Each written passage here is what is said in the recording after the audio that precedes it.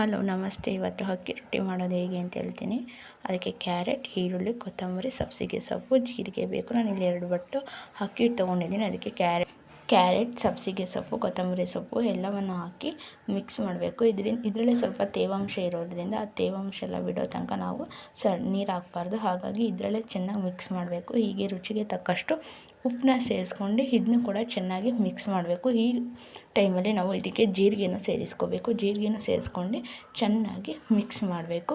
ಇದಕ್ಕೆ ಬಿಸಿನೀರಾದರೂ ಹಾಕ್ಬೋದು, ತಣ್ಣೀರಾದರೂ ಹಾಕ್ಬೋದು. ಆದರೆ ಬಿಸಿ ನೀರಂದರೆ ತುಂಬ ಬಿಸಿ ನೀರಲ್ಲ, ಬೆಚ್ಚಗಿನ ನೀರನ್ನ ಹಾಕ್ಕೊಂಡು ಹೀಗೆ ಬೆಚ್ಚಗಿರೋ ನೀರನ್ನ ಹಾಕ್ಕೊಂಡು ಕಲಿಸ್ಕೊತಾ ಇರಬೇಕು.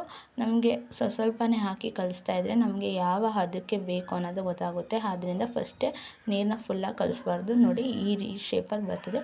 ಇದೇ ರೀತಿ ತುಂಬ ಸಾಫ್ಟಾಗಿ ಕಲಿಸ್ಬೇಕು. ನೋಡಿ ನಮ್ಮ ಬೆಳ್ಳು ಟಚ್ ಮಾಡಿದಾಗ ನಮ್ಮ ಬೆಳ್ಳಿಗೆ ಅಂಟ್ಕೋಬಾರ್ದು ಹಿಟ್ಟು. ಆಗ ನಾವು ಕರೆಕ್ಟಾಗಿ ಹದವಾಗಿ ಕಲಿಸಿದ್ದೀವಿ ಅಂತ ಅರ್ಥ. ಈ ಥರ ಚೆಕ್ ಮಾಡಿದ್ರೆ ನಿಮಗೆ ಗೊತ್ತಾಗುತ್ತೆ.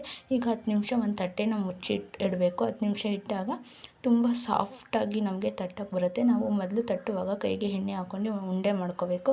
ಉಂಡೆ ಮಾಡ್ಕೊಂಡು ಹೋಳಿಗೆ ಪೇಪರು ಇಲ್ಲ ಮಾಮೂಲಿ ಯಾವುದಾದ್ರೂ ಶೀಟ್ ಮೇಲೆ ನಾವು ತಟ್ಬೋದು. ನಾನಿಲ್ಲಿ ನೋಡಿ ಪೇಪರ್ ತುಂಬ ಎಣ್ಣೆ ಸವರ್ಬಿಟ್ಟು ಅದ್ರ ಮೇಲೆ ಈ ಥರ ನಿಧಾನವಾಗಿ ತಟ್ಟಬೇಕು. ತುಂಬ ತೆಳುವಾಗೂ ಕೂಡ ತಟ್ಬೋದು, ಅದು ಏನು ಮುರಿದೋಗಲ್ಲ.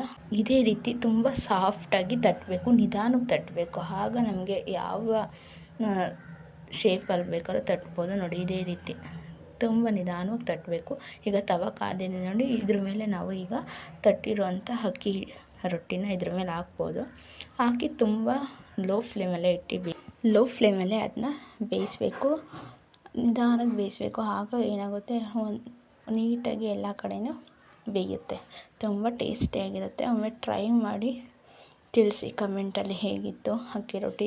3 ಥರ ಮಾಡ್ಬೋದು. ಬೇಕಾದ್ರೆ ನಾನು ನೆಕ್ಸ್ಟ್ ವೀಡಿಯೋದಲ್ಲಿ ಇನ್ನೂ ಥರ ಮಾಡ್ಬೋದು ಅನ್ನೋದ್ರ ಬಗ್ಗೆನೂ ವೀಡಿಯೋ ಹಾಕ್ತೀನಿ.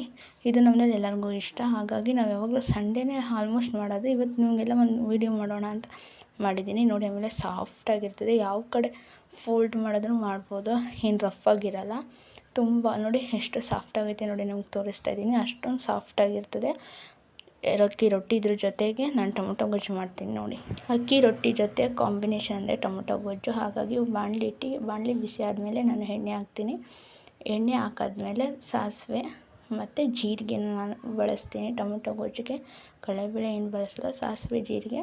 ನೋಡಿ ಇದೆಲ್ಲ ಸಿಡಿದಾದ್ಮೇಲೆ ಈರುಳ್ಳಿ ಹಾಕಬೇಕು. ಈರುಳ್ಳಿ ಕೆಂಪು ಬಣ್ಣ ಬರೋವರೆಗೂ ಚೆನ್ನಾಗಿ ಬಾಡಿಸಬೇಕು, ಫ್ರೈ ಮಾಡಬೇಕು. ಚೆನ್ನಾಗಿ ಬಾಡಿಸಬೇಕು. ಈರುಳ್ಳಿ ಕೆಂಪು ಬಣ್ಣ ಬರೋವರೆಗೂ ಚೆನ್ನಾಗಿ ಫ್ರೈ ಮಾಡಬೇಕು. ಕೆಂಪು ಬಣ್ಣ ಬಂದಾದ್ಮೇಲೆ ನಾವು ಅದಕ್ಕೆ ಕರಿಬೇವಿನ ಸೊಪ್ಪನ್ನ ಹಾಕ್ತೀನಿ. ಕರಿಬೇವಿನ ಸೊಪ್ಪು ಹಾಕಾದ್ಮೇಲೆ ನಾನು ಇದಕ್ಕೆ ಹಸಿಮೆಣಸಿನ್ಕಾಯಿನ ಯಾವುದೇ ರೀತಿ ಬಳಸೋದಿಲ್ಲ, ಯಾಕಂದರೆ ನಾನು ಮುಂದೆ ಹೇಳ್ತೀನಿ ಏನಕ್ಕೆ ಅಂತ. ಈಗ ಟೊಮೊಟೊನ ಹಾಕೊಳ್ಳೋಣ. ಟೊಮೊಟೊನೂ ಅಷ್ಟೇ ಚೆನ್ನಾಗಿ ಫ್ರೈ ಮಾಡಬೇಕು.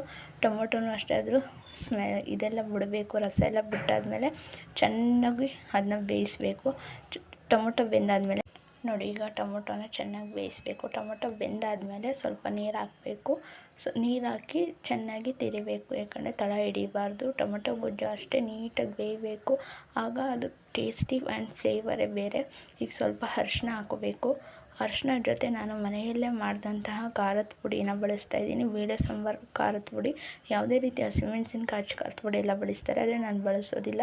ಬೇಕಾದ್ರೆ ನೀವು ಹಾಕಿ ನೋಡಿ, ಮನೆಯಲ್ಲೇ ಮಾಡಿದಂಥ ಖಾರದ ಪುಡಿ ಎಷ್ಟು ಫ್ಲೇವರ್ ಆ್ಯಂಡ್ ಟೇಸ್ಟ್ ಕೊಡ್ತದೆ ಅಂದರೆ ಅಕ್ಕಿ ರೊಟ್ಟಿಗೆ ಒಳ್ಳೆ ಕಾಂಬಿನೇಷನ್ ಅಂತಲೇ ಹೇಳಬಹುದು. ಖಾರದ ಪುಡಿ ಹಾಕಾದ್ಮೇಲೆ ಸ್ವಲ್ಪ ಬೇಯಬೇಕು.